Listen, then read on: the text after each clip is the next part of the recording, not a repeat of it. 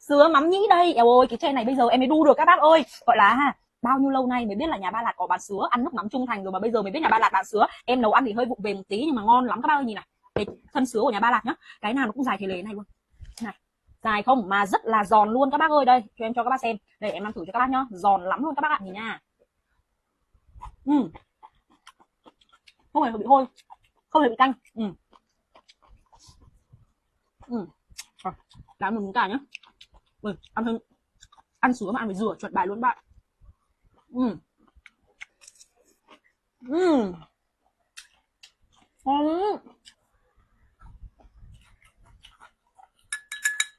ngon. Đây nhá, con này, chào ơi, ngon đấy, ngon đấy, ngon đấy, cái nào, sữa này, ủa, ngon nha, chấm ít mắm nhĩ, đây là mắm nhĩ nha, mắm nhĩ nước mắm nhạc của nhà Ba Lạc luôn các bạn ạ, ngon đỉnh luôn.